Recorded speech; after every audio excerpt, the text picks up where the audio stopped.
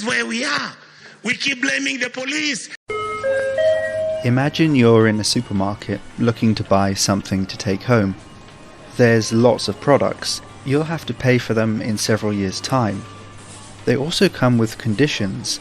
This supermarket will demand a say in your household budgeting if you shop here. Your son might have to stop taking a minibus to football practice. Your husband will have to stop buying medication for his sore back. But times are desperate, so you keep coming. Other customers have loyalty cards, which give them better deals, but after 50 years shopping here, you still don't have one. For many African governments, this is what taking loans from the International Monetary Fund feels like. In the 2020s, Kenya owed a $4 billion debt to the IMF. Consequently, IMF staff pressured the government to raise taxes and cut spending. In 2023, IMF criticized President Ruto for listening to protesters and withdrawing some cuts. In 2024, they instructed Ruto to ignore protests over new taxes, advice which led to a march on parliament. We keep blaming the police. Kenya's story is dramatic but familiar.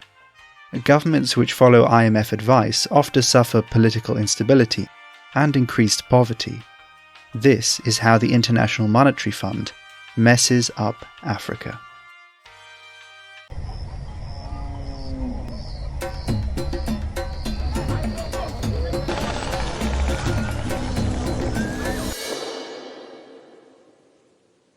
The IMF was founded by Britain and America in 1945 to help rebuild global trade after World War II. From the start, Britain and America dominated the organization. Members all contributed money to a pot and then could borrow from it during a crisis. The more you contributed, the more you could easily take out without interest. Members could vote to control the actions of the fund, but votes were weighted to donations. The more you put in, the more say you got. Today, the IMF still uses this quota system. America has the largest vote share, 17%. European nations, Japan, China, and Russia each enjoyed 2 to 6%. The entire African continent only has 5%. This means even if all African nations united their vote, they would only have the same voting power as one European state, for example, Germany. And then there are the staff employed by IMF. For a long time, the managing director post was reserved for an American or Western European. In 2019, the fund appointed their first Eastern European director. Some senior staff are Asian or African, but the majority have worked or graduated from universities in America and Europe. True power, however, lies in the quota vote system. Diverse staff will not change the imbalance at the heart of IMF, an imbalance which often prioritizes American interests at the cost of developing countries. A good example of this can be seen in the Congo. Instated with the support of Europe and America, Joseph Désiré Mobutu oversaw a ruthless regime in the Congo. For America, he was a close ally in the fight against communism, but many Congolese lived in fear and poverty. Mobutu and his cabal treated government assets as their personal property and looted the nation's resources. The IMF was well aware of this corruption. Their representative, Owen Blumenthal, was sent to Zaire to stabilize the situation. But in Kinshasa, the German banker only discovered how deep the corruption went. Disorientated, harassed, and intimidated by Mobutu's government, Blumenthal delivered a brutal report to the IMF in Washington. Mobutu shows no concern about the question of paying off loans and public debt. There was, and there still is, one sole obstacle: the corruption of the team in power. But America remained the IMF's most influential voter, and Mobutu their trusted ally. IMF staff were instructed to avoid disagreements with the dictator when possible. Mobutu, for his part, promised greater strictness in management. In 1983, the IMF supplied another loan to Zaire. To comply with the IMF requests, the government devalued the local currency by 78%, plunging millions of Congolese into poverty. Meanwhile, US dollars from the IMF loan were funneled into Mobutu's Swiss bank accounts. From 1977 to 87, at the same time Mobutu had Concorde on standby and was drinking Taittinger champagne, the IMF launched 8 stabilization programs in Zaire, truly the definition of insanity. But the IMF's priority was not to free Zaire of the debt trap, or to stop poverty and corruption. Mobutu was an anti-communist, and exports of raw resources flowed out of Congo to Europe and America. These were the important things. The IMF actually worked well in a dictatorship like Zaire because Mobutu trusted the police and army to crush dissent arising from the IMF's harsh guidance. In Tanzania, the relationship between the government and fund was much more tense. The IMF was happy to offer loans, but on a series of conditions. Loanees had to follow IMF economic advice. Currencies would have to be devalued, taxes raised, health and social care spending cut. For Nyerere, these demands were unacceptable. If African governments are really representing their people, they cannot accept conditions which would lead to more hunger, to social chaos, to civil war, or to the use of armies against their own people. Nyerere's words proved prophetic. We keep blaming the police. In the 1990s, the IMF imposed its conditions on Africa through a program called structural adjustment. This aimed to make countries more economically competitive by cutting debt and privatizing services. Today, these programs are viewed as unnecessarily harsh. In many countries, healthcare declined as nurses' and doctors' salaries remain low. IMF guidance in Ghana saw the number of doctors halve.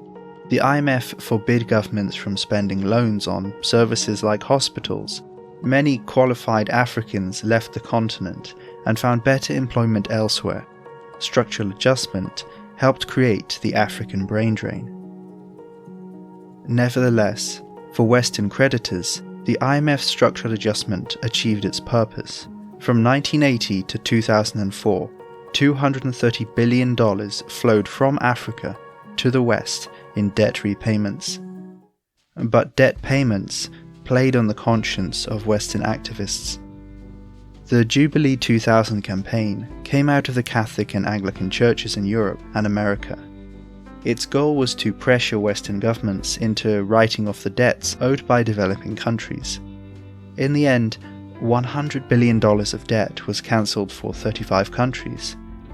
The campaign provided much-needed relief for African governments suffering under the demands of structural adjustment. The Western activists were delighted, but core problems remained. Western creditors continued giving loans to corrupt African governments at high interest rates. Politicians continued taking out 10-year loans, leaving the next president to worry about the issues. And the USA and Europe remained the most influential bloc in the IMF. A series of bad decisions have led countries like Kenya back into the debt trap. Now, almost a third of Kenya's state revenue is wasted on interest payments each year.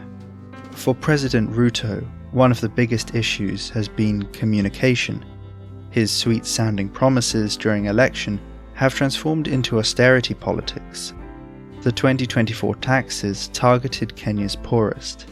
If MPs had taken a 50% pay cut as part of the bill, the situation might have been a little bit different.